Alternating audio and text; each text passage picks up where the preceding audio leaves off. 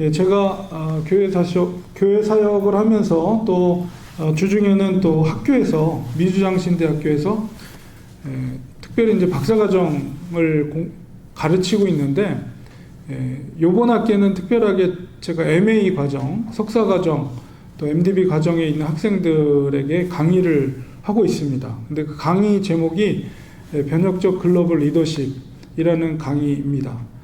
제가 가르치는 내용이 이제 그 리더십인데 일반적인 리더십이 아니라 이제 성경적 리더십입니다. 제가 이제 플러에서 공부할 때 학문적인 스승이었던 그 로버트 클린턴이라는 박사님이신데요. 이분이 이제 리더십을 가르치셨어요. 그래서 그분 밑에서 제가 공부를 했습니다. 그분의 그 리더십 개념 속에서 그 리더라는 개념이 뭐냐면 하나님께서 주신 능력과 책임감을 가지면서 하나님의 백성들이 하나님의 목적을 향해 움직이도록 영향을 미치는 사람을 이제 리더라고 이렇게 정의를 내리고 있습니다. 이 클린턴 박사님의 그 리더십 개발 이론에 의하면 이 성경적인 리더들은 하나님께서 그들을 이제 인격을 발달시키는 과정 속에서 세 가지의 검증을 하신다라고 하십니다. 그 세 가지 검증이 뭐냐면 진실성 검증, 그 다음에 순종의 검증, 그 다음에 세 번째가 말씀의 검증입니다. 이 세 가지 중에서 오늘은 특별히 말씀 검증이라는 것에 포커스를 두고 오늘 읽었던 누가복음에 있는 말씀을 통해서 이 말씀 검증의 의미를 우리가 새기면서 우리가 말씀 앞에 어떻게 서야 될 것인가 이런 것을 나누는 시간을 가지려고 합니다.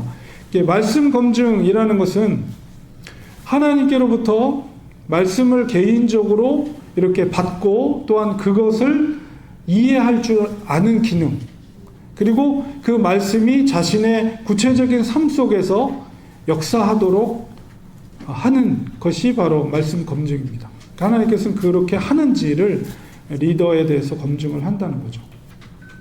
오늘 읽은 말씀 속에 보면 누가복음 24장에서 30절에서 35절까지 우리가 말씀을 읽었는데 이 말씀은 우리가 잘 알고 있는 엠마오로 가는 두 제자에 관한 이야기입니다. 12명의 사도와 이제 가룟 유다가 죽었으니까 11명의 사도 그리고 다른 제자들은 예수님께서 십자가에서 돌아가신 그때로부터 뿔뿔이 흩어졌습니다.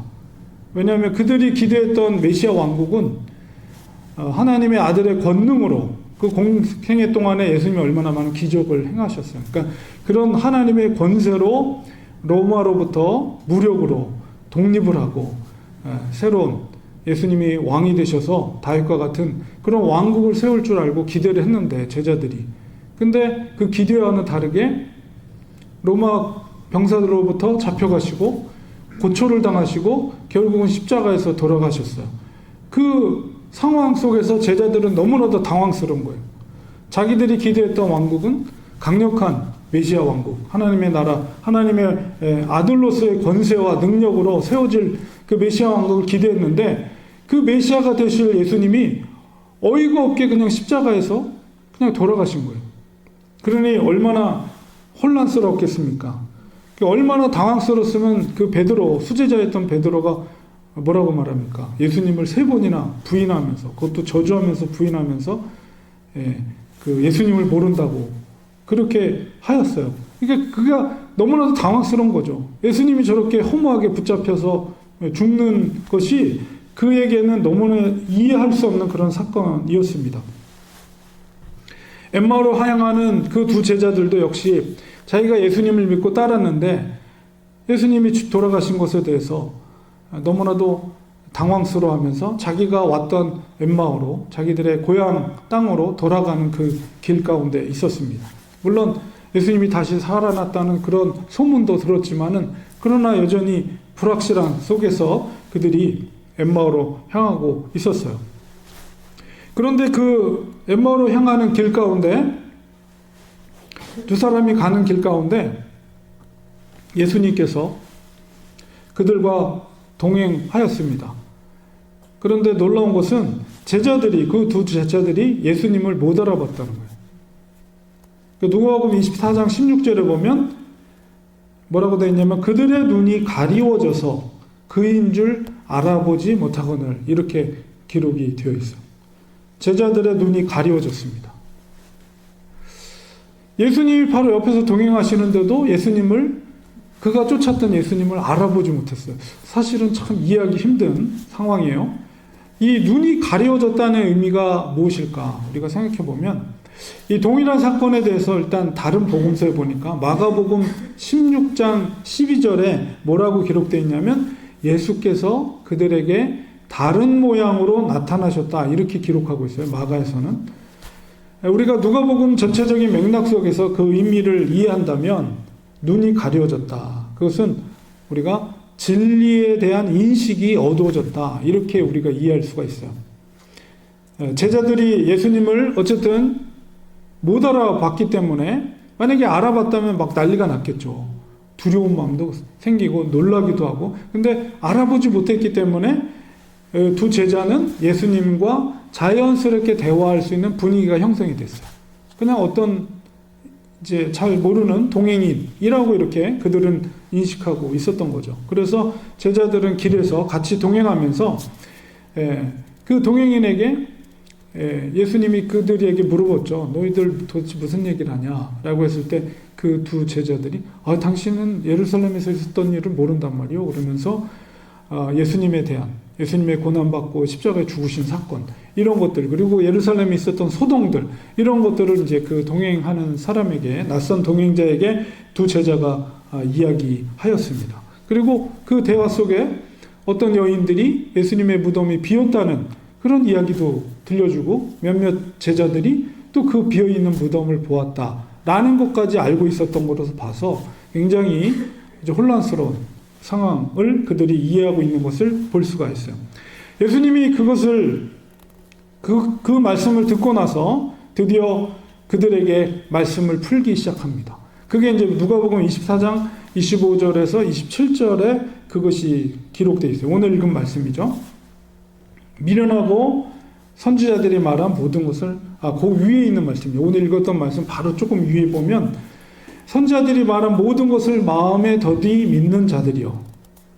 제자들 향해서 약간 나무라면서 말씀하시기를 그리스도가 이런 고난을 받고 자기의 영광에 들어가야 할 것이 아니냐 하시면서 모세와 모든 선지자의 글로, 이것은 구약에 있는 말씀을 시작하여서 모든 성경에 쓴 바, 아마 이사야서에 있는 말씀이라든가 여러 성경에 예언됐던 그 말씀, 자기에 관한 것을 자세히 설명하시니라, 이렇게 기록되어 있어요. 여러분, 이 장면을 한번 상상해 보세요. 지금 이제 AI가 그려진 그림인데 이 그림보다도 우리의 상상력을 동원해서 그 엠마오로 가는 두 제자에게 나타난 예수님과 친히 예수님께서 그 모세오경과 선지자들의 말씀과 그런 것을 직접 풀어서 자기에 관한 것, 예수님 자기에 관한 것을 그 제자들에게 설명하고 있는 그 장면을 한번 상상해 보세요. 얼마나 놀라운 장면인지 모릅니다. 세상에 예수님께서 친히, 하나님의 아들이신 예수님께서, 그것도 부활하신 예수님께서 친히 하나님의 말씀을, 구약에 있는 말씀을, 자기를 향해 기록된 말씀을 친히 풀어서 그 제자들에게 설명할 때 이게 얼마나 놀라운 은혜입니까? 예수님께서 친히, 하나님의 아들이신 부활하신 예수님이, 상상만 해도 너무나도 은혜로운 그런 충만한 장면입니다. 하나님께서는 하나님의 사람들, 특별히 하나님의 리더를 개발하실 때 하나님의 말씀에 대한 검증을 하십니다. 그 하나님의 말씀에 대한 검증을 잘 통과한 제자들의 두 가지 특징이 있어요. 그게 뭐냐면, 첫 번째는 진리인 하나님의 말씀을 사모한다는 거예요. 그 말씀을 사모하여서 정말 시편에 있는 말씀처럼 주야로 항상 그 말씀을 묵상하고 그 속에서 하나님의 뜻을 발견하려고 하는 사람, 이 하나님의 말씀 검증에 통과된 사람이에요. 하나님의 음성에 굉장히 민감한 사람이에요. 사무엘을 하나님 부르실 때처럼 그렇게 하나님 말씀을 듣고 그리고 그 말씀에 우리 사모하는 마음을 갖는 것. 이것이 우리에게도 적용할 수 있는 부분입니다. 하나님의 말씀을 우리는 늘 가까이 하고 아무리 우리가 바빠도 그 말씀을 사모하고 읽고 묵상하고 그 속에서 하나님의 뜻이 무엇인가를 분별하여 깨닫고 이게 바로 하나님의 사람들의 특징이에요. 계시된 성경에 하나님의 뜻이 분명히 담겨져 있습니다. 하나님이 우리를 지으신 목적이 무엇인지 특별히 하나님의 사람들, 리더에게 말씀을 통해서 깨닫게 해주신다는 거예요. 이 목적이라는 게 굉장히 중요해요. 하나님이 어떤 사람을 통해서 이루고자 하는 목적. 하나님은 그 목적이 다 있어요.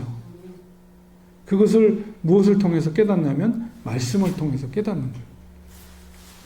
그러기 위해서 계시된 성경을 우리는 항상 가까이 하고 그 속에서 하나님께 겸손한 마음으로 기도하면서 하나님이 우리에게 지혜를 주셔서 말씀 속에서 하나님의 뜻을 발견하게 하시고 나를 향한 하나님의 목적을 깨닫게 해달라고 기도해야 돼요. 두 번째로 특징이 뭐냐면 말씀을 통해서 깨달은 진리를 전적으로 신뢰하고 그 깨달은 대로 순종하는 삶을 산다는 거예요. 하나님께서는 말씀을 통해서 다양한 방법으로 말씀을 사용하시는데요. 여러분들도 아마 그런 체험을 하셨을 거예요. 말씀이 선포될 때 우리에게 때로는 확신을 주셔요. 확고한 믿음을 말씀을 통해서 우리에게 줄 때가 있고요. 또 어떤 때는 어떤 비전을 하나님이 주실 때 말씀을 통해서 우리에게 주실 때가 있어요. 비전이라는 것은 믿음으로 바라보는 거잖아요. 그러니까 정말 내가 보이지 않을 때 하나님은 말씀을 통해서 나에게 보여주셔요. 그리고 때로는 우리의 믿음을 격려하고 위로할 때 말씀을 통해서 우리에게 주실 때가 있습니다. 우리의 믿음을 위로하시고 격려하시고 또 어떤 때는 우리가 인생길을 가다 보면 정말 갈라진 길, 양자택일의 길, 어떤 길을 선택해야 될지 정말 혼란스러울 때가 있을 때 말씀을 통해서 우리가 가야 할 길을 하나님께서 제시를 해줄 때가 있어요. 그래서 그 분명한 하나님의 말씀으로 우리가 가야 할 길을 선택되게 될 때 우리는 확신을 갖고 그 길을 가게 되죠. 그게 하나님은 이렇게 말씀을 통해서 우리에게 다양한 방법으로 우리를 다루십니다. 그리고 하나님은 이렇게 리더의 하나님의 사람들의 구체적인 상황 속에서 말씀을 통해서 깨달음을 주시고 우리의 길을, 인생의 길을 인도해 주신다는 것을 우리는 깊이 명심해야 됩니다. 우리가 깨달은 말씀을 따르는 삶을 살 수 있는 것은 말씀의 은혜의 깊이가 더 깊을수록 은혜 가운데 더 들어갈수록 우리는 그 말씀에 더 순종하는 열정이 더 생겨요. 그러니까 진리를 사모하는 마음이 하나님의 사람들에게는 강하게 있다는 거예요. 그래서 하나님은 그 말씀을 통해서 우리에게 큰 은혜를 주시고 그 은혜로 우리는 살아가게 되는 것이죠. 누가복음 24장 오늘 30절 31절에 드디어 두 제자의 눈이 밝아졌습니다. 그들과 함께 음식 잡수실 때 떡을 가지사 축사하시고 그들에게 주시니 그들의 눈이 밝아져서 그인 줄 알아보더니 예수는 그들에게 보이지 아니하시는지라. 엠마오로 가는 두 제자에게 말씀을 통해서 그들이 떡을 먹어서 눈이 밝아진 게 아니고요. 그들이 동행하면서 하나님께서 말씀을 통해서 그들의 진리에 얻었던 눈을 밝혀주신 거예요. 그것이 밝혀지자 그들은 드디어 예수님을 알아보았습니다. 그러니까 그 말씀을 통해서 우리가 상상해 볼 때 주님께서 가르쳐 주신 그 말씀은 정말 강력한 능력이 있는 말씀이었습니다. 그리고 왜 예수님이 고난을 받고 십자가에서 죽으셔야 하는지, 그리고 왜 예수님이 살아나셨는지 그 말씀을 통해서 제자들에게 가르쳐 줬을 거예요. 제자들은 이제 그것을 깨달았어요. 두 제자는 하나님의 나라는 검과 창으로 세워주는 나라가 아니라 하나님의 약속의 언약의 말씀과 예수 그리스도의 대속의 죽음으로 세워질 메시아 왕국이라는 것을 그 두 제자가 깨달은 거죠. 진리를 깨달은 거예요. 그들이 얼마나 흥분이 됐는지 모릅니다. 예수님을 알아봤어요. 그러나 예수님은 이미 보이지 않죠. 그러나 그들은 이미 진리를 깨달았고 더 이상 엠마오로 갈 필요가 없은 거예요. 엠마오로 가는 두 제자들은 부활하신 예수님이잖아요. 죽었던 죽음의 권세를 깨고 다시 살아나신 예수님을 만난 거잖아요. 얼마나 감격적이겠어요? 흥분되겠어요? 그들은 그 순간 더 이상 이제 엠마오로 가는 길을 가지 않고 길을 돌이킵니다. 그리고 서로가 이제 그들이 감동 받았던 그 마음을 쉐어하는 장면이 24장 32절에 이렇게 기록되어 있습니다. 그들이 서로 말하되 길에서 우리에게 말씀하시고 우리에게 성경을 풀어주실 때 우리 속에서 마음이 뜨겁지 아니하더냐. 그게 진리의 눈이 뜨여지는 그 은혜를 깨닫는, 진리를 깨닫는 그 순간이었던 것입니다. 성경을 풀어주실 때 그들의 마음이 뜨거워졌다고 고백하고 있어요. 진리를 깨달은 것입니다. 그 순간에. 말씀의 빛이 그들을 영적으로 각성시킨 거예요. 아마 여러분들도 이와 같은 경험이 있을 것입니다. 여러 가지 힘든 상황 속에서 우리가 성경을 읽을 때 또는 말씀을 들을 때 우리 어두웠던 우리의 마음의 광명의 빛으로 인도하시면서 우리의 기쁨이 회복되는 그런 경험들이 있으실 것입니다. 마음이 뜨거워지는 경험이 있으실 것입니다. 그것이 바로 말씀이 우리 심령을 이끄시는 하나님의 인도하심이에요. 이 두 제자는 그 감동을 가지고 가만히 있을 수가 없었습니다. 누가복음 24장 33절을 보니까 곧 그때로 일어나. 그 장면을 잘 읽어보면 이 제자들이 이미 해가 지고 저녁이 되고 밤이 되는 그 시점이었어요. 머무른 그 집으로 들어가서 이제 잠을 자야 될 그 시점에 그들이 그때로 즉시 곧 그때로 일어나서 그 야밤에 그 두 제자가 그 집에서 머무르지 않고 다시 길을 떠납니다. 어디로? 예루살렘으로. 깜깜한. 지금은 이제 전기불도 있고 뭐 핸드폰 프레시도 있고 그러니까 깜깜하게 가게요. 그래도 쉬운데 그 옛날에 2000년 전에 얼마나 깜깜하겠어요. 그 예루살렘으로 올라가는 길이 험하거든요, 사실은. 근데 그 깜깜한 길을, 아무것도 보이지 않는 깜깜한 길을 그 순간에 더 이상 갈 수 없고 머무를 수도 없고 다시 돌아갈 수밖에 없는 그 뜨거운 마음을 가지고 두 제자가 헐리벌떡 그 예루살렘을 향해서 올라가고 있는 거예요. 그 깜깜한 그 길을 아마 발에 상처가 나고 몸에 상처가 나는 그런 상황 속에서도 전혀 아프지도 않고 지금 예루살렘을 향해 흩어져 있는 제자들을 향해 가서 이 사실을 전해야 됐다는 그 열망으로 올라가고 있는 제자들을 상상해 보세요. 그들의 마음속이 얼마나 뜨거웠을지. 그들은 이제 예수님께로 예수님의 그 부활하심을 만났고 그 부활하심을 증거하기 위해서 예루살렘으로 다시 돌아가고 있습니다. 그리고 24장 33절에서 35절에 보니까 이제 예루살렘에 돌아가 봤더니 11 제자 사도들과 따르던 다른 제자들이 한 군데 모여 있었어요. 그러니까 그들도 이제 뭔가를 느낀 거예요. 예수님이 부활하셨다는 것을. 그래서 모여있는 제자들 가운데 이들이 달려갔습니다. 그때 거기에 있던 제자들도 베드로가 부활하신 예수님을 보았다 고백 나누고 있었고, 두 사람도 길에서 만난 예수님, 그리고 길에서 예수님께서 풀어서 가르쳐줬던 그 말씀들, 그거를 그대로 전하는 거예요. 여러분, 우리 인생에서 내 모든 것을 다 걸어도 아깝지 않은 진리를 우리에게 발견했을 때, 세상에 어떤 것도 그것을 대신할 수 없는 그 진리를 발견했을 때의 그 기쁨, 그 진리를 위해서라면 내 생명까지도 바친다 하더라도 아깝지 않은 그 진리, 엠마의 두 제자는 그 말씀을 통해서, 예수님의 말씀을 통해서 그 진리를 발견한 거예요. 그리고 그 진리를 다른 제자들에게 속히 전하기 위해서 그렇게 한밤중에 예루살렘으로 달려갔던 것입니다.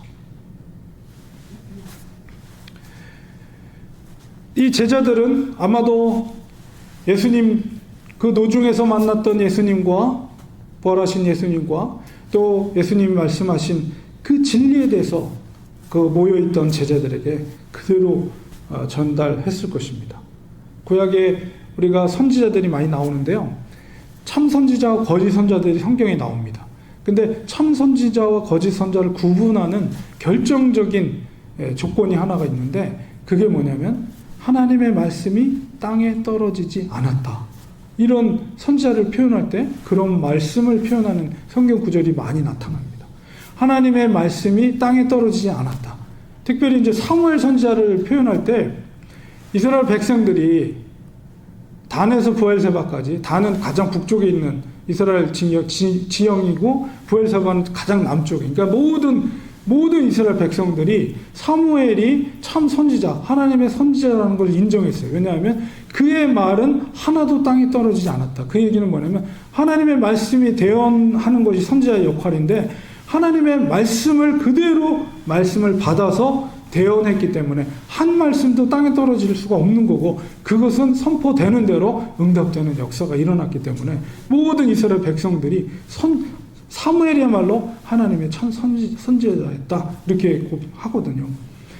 그러니까 이 제자들, 이 두 제자들도 아마 그 참 선지자처럼 예수님이 하신 말씀 하나하나를 마음판에 새기고 그거를 그대로 대언해서 제자들에게 그것을 설명했을 것입니다. 그러니 그 말씀이 하나도 땅에 떨어지지 않고 그 감화 감동이 여기 모여있는 제자들에게도 동일하게 역사한 거예요. 얼마나 그 뜨거운 이 모여있는 공동체가 얼마나 뜨거운 흥분된, 정말 영적으로 각성된 그런 공동체였겠습니까? 우리가 그 다음에 읽어보면 예수님이 그 자리에 이제 임재하게 되는 장면으로 넘어가는데 정말 너무나도 감격적인 장면입니다. 그들이 그 말씀을 들을 때 슬픔과 착잡했던 그들의 마음이 변해서 기쁨과 소망의 마음으로 완전히 변화되고, 두 제자가 감격적으로 느꼈던 그 동일한 뜨거운 열정을 거기 모여있는 모든 사도들과 제자들도 동일하게 느꼈어요. 얼마나 아름다운 순간인지 모르겠습니다.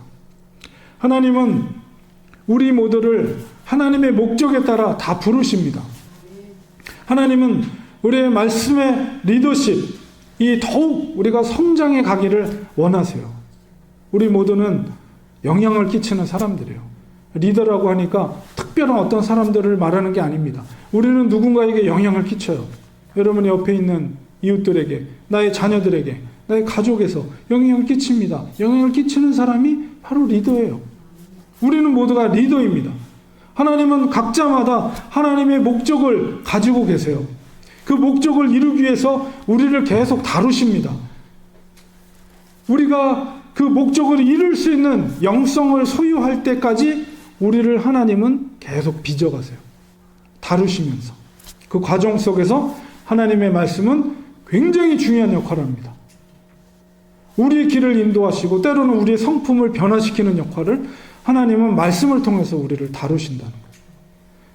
말씀을 통해서 어려운 문제를 이길 수 있는 힘을 공급해 주시고, 우리는 이렇게 귀중한 말씀에 대해서 그렇기 때문에 사모하는 마음을 가져야 돼요.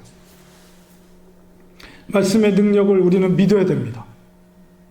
우리의 영적인 눈이 어두우면 아무리 상황이 좋아도, 우리가 물질을 많이 가지고 있어도 바른 길로 갈 수가 없어요. 반면에 아무리 힘든 상황 속에 우리가 놓여 있다 할지라도 말씀으로 우리의 영적인 눈이 각성되어 있다면 우리는 그 어려움을 잘 견딜 수 있고요, 그것을 극복할 수가 있어요. 오히려 그 어려움들이 우리를 더욱 탁월한 리더로, 영향력을 끼칠 수 있는 리더로 우리를 연단시켜 주는 거예요. 궁극적으로 하나님께서 우리를 부르는 목적을 우리가 이루어 갈 수가 있는 것입니다. 여러분, 이 장면, 모세를 하나님께서 부르신 거예요. 모세를 부르실 때 80세의 모세를 부르셨어요. 하나님은 성경의 모든 인물도 그렇고 하나님은 그 사람을 부르신 목적이 있어요. 모세의 목적이 뭡니까? 바로 이스라엘 백성들을, 이집트에서 노예 생활하고 있는 이스라엘 백성들을 출애굽하여서 그들의 선조 아브라함에게 약속한 약속의 땅 가나안으로 이끌어가는, 그것이 하나님의 목적이에요. 하나님은 다 여러분에게도 동일한 하나님의 각각의 목적을 일시 부르신다는 거예요. 그것을 위해서 하나님은 모세를 80년 동안 다루신 거예요. 40년 동안은 왕궁에서, 40년 동안은 그 광야에서 그를 다루셨어요. 그리고 하나님의 때가 됐을 때 부르신 거죠. 우리도 하나님 말씀을 통해서 그것을 이제 리더십에서 데스티니 인식이라고 합니다. 하나님의 목적을 인식하는 것. 과연 나를 하나님이 부르신 목적이 뭔가, 이거를 인식하는 때가 있어요. 모세는 아직 80대까지 그걸 몰랐어요. 우리도 모를 수가 있어요. 그러나 하나님은 분명히 우리를 부르신 목적이 있기 때문에 그것을 인식하는 시점이 있는데 말씀을 통해서 그걸 깨닫게 한다는 거예요. 우리는 그걸 깨달아야 돼요. 모세가 그 인식을 했을 때는 어땠습니까? 자기 남아진 인생, 남아있는 40년 동안을 그 하나님의 부르신 목적에 따라서 완전히 전적으로 100% 헌신했어요. 그리고 그것을 이루셨어요. 그것을 행하셨다니까요. 우리들도 마찬가지입니다. 하나님의 말씀을 통해서 하나님이 나를 부르신 목적이 무엇입니까? 깨닫게 하시고 그것을 깨달아진다면 난 거기에 100% 순종하게 하시고 전력 질주해야 돼요. 사도 바울처럼 내가 앞에 있는 표대를 향하여, 예수 그리스도를 향하여 나는 달려가노라. 그게 바로 하나님이 나를 부르신 목적에 전적으로 헌신하는 태도이고, 하나님은 모세를 통해, 하나님은 사도 바울을 통해서 하나님이 부르신 목적을 성취시키는 거예요. 하나님은 우리를 향해서 또한 그 일을 성취하기를 원하시는 거예요. 말씀을 통해서 우리는 그걸 깨달아야 되고, 그것이 깨달아졌다면 우리는 거기에 전심으로 마음을 다해서 나를 통해서 하나님의 그 뜻이 이루어질 수 있도록 우리는 전적으로 헌신해요. 그게 바로 말씀의 능력입니다. 말씀에 귀 기울일 때 그것을, 하나님이 나를 부르신 목적을 깨닫게 하시고 또한 그것에 전력할 수 있는 능력을 하나님의 말씀을 통해서 우리에게 부어주세요. 그래서 그것이 가능하게 하셔요. 그래서 하나님의 뜻을 이루세요. 우리를 통해서.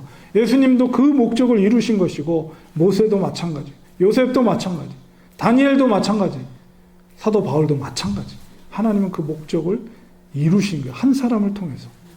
그 일을 이루기 위해서 하나님은 계속해서 우리를 다듬으시고 준비시키고 말씀의 검증을 통해 우리를 계속 다듬으시고, 그것이 통과되었을 때 하나님은 하나님의 때에 우리를 부르셔서 하나님의 목적을 이루신다는 것입니다. 반드시 하나님은 우리를 통해서 하나님의 목적을 이루실 줄 믿습니다.